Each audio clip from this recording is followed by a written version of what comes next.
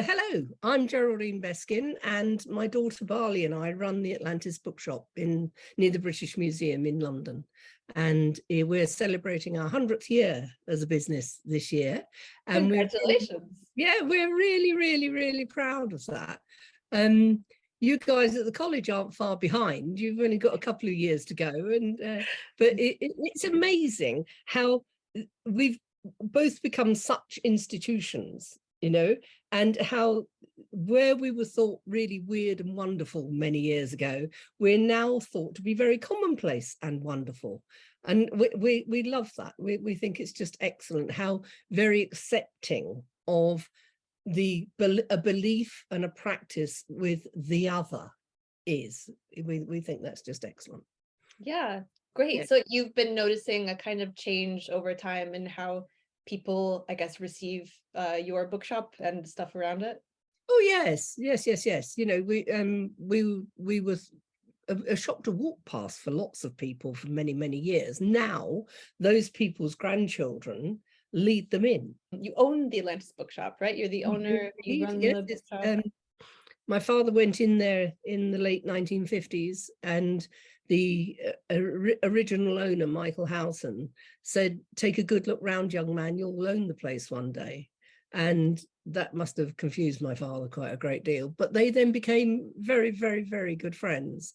And so it came to pass. It was yet another of Michael's prophecies. He was known for being absolutely straight down the line about certain things, and yet another one came true, really. So that then I was there with my mother for many years, and then we sold it after she died, and it had an uncomfortable time for about 10 years, and then Barley and I just bought it back 20 years ago. Will she be coming with you to the conference?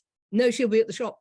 She'll of course, yeah, someone's got to be in the shop. Yeah. Can you tell us kind of how it all began for you with tarot?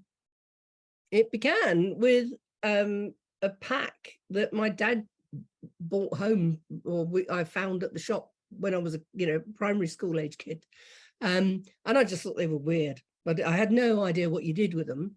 They were just these utterly bizarre images on cards, and we were all great readers, and so just making up stories around them, things like that, putting them in a box, but you can't play snap with them very well, those sorts of things. And so, but that was my first awareness of tarot. And then when I worked at the shop, obviously we had tarot cards, and it's very few. And in fact, I'm trying to remember just the ones that were around at the time. There was the RJJ Marseille, there was a Grimaud one. This is the 1970s we're talking about here. The Rider-Waite, as it was known then in its one iteration. Then Mother Piece came along, which was, wow, it was feminist. Whoever was going to buy that? It was round, just to show how utterly bizarre women were. And there was a Mexican-based one as well, where the cards were oversized, so they were difficult to use. They didn't have borders, but you could put them together to make a frieze, and they actually showed from the creation myths from below the ground, below our time, are going up to the heavens, and that was thought very obscure. And back then, nobody knew the word shamanism back then, for instance. Fashions really do change in all of this, and we got as many packs as we could in, and we had so many that we had to put samples of them in photographic albums so people could make their choices. Oh, wow. And my God, the time they took, because nobody knew what they were looking at. Nobody had any experience of the tarot back then. They just heard it was a kind of cool thing to have, or they'd had it read when they were on the hippie trail or something like that. And so it was a very different world now to now. We're spoiled now. I mean, we tend to have about 250 decks in the shop, And we then have 250 different decks? Different decks, yes, Wow. yes.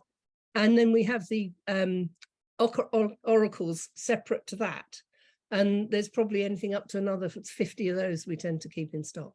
How about your own collection? Do you have a lot of decks personally? No, it's surprisingly small. Because I've been spoilt for choice in lots of ways. I have boxes in storage from when I was young, and now I don't often take a pack for me. You know, it has to be just resonate with the mood I'm in, because I also think that we grow into and out of decks through life as we change, as we evolve, or we, you know, we have lots of us have a go-to deck, which is like putting on our slippers. This is the comfortable one. For me, colors are important in a deck. I like the graphic qualities of the black and white cards. I like the boldness of them. Like the hand to mouth deck, really smart, very good, like that very much. But I like the richness of color or the subduedness of color. Some of the versions of the weight pack are really seductive to me because the colors are knocked back and they take you back 100 years when you get them out, and suddenly you're not in your own surroundings. You are in a more spiritual state. You are taken away from the here and now to some extent just by the look of the cards, and I like that very, very much. So we've been talking mostly about the Rider-Waite-Smith, but your talk for us is actually about the Thoth deck. So Yes. yeah, what's your relationship with that deck like? I love it. I love it. Again, it's a fast deck to use, and there are certain packs, like certain ones that Caitlin and John Matthews have done over the years, where the individual cards are so stunning that I have difficulty even now making a reading out of them, because each card takes you into it. You know, you start being almost sidetracked by noticing a tiny something, and so on. But I find that for me, the Thoth gives quick results. It's a fast pack to use. Others, it's really nice because you can sit with them and you can explore differently with them. But no, Frieda Harris was a remarkable artist. And a number of years ago, a friend of mine produced a deck called the Veer deck, and Susan Jameson is an artist. She'd never been interested in the tarot because it didn't satisfy her visually, the little bits she'd seen, like the weight pack and so on. So she was in her studio and she was just, you know, just doodling around on the easel.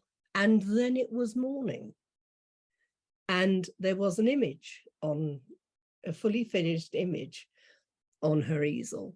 And basically she produced a deck in what became increasingly difficult circumstances because of the demands of the deck, which is incredibly similar to the weight pack, to the Thoth pack.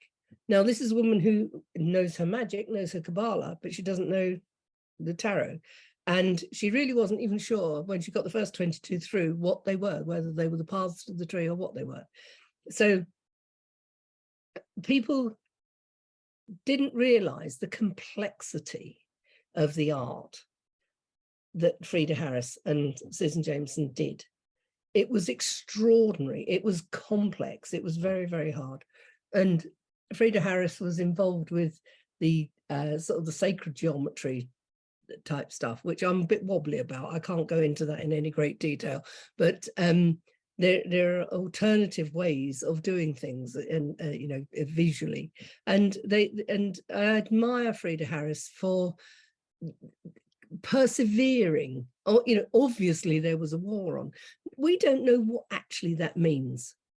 You know, the pavements wobbled up and down like the waves on the sea when the guns in Hyde Park were blasting away and when the bombs were dropping.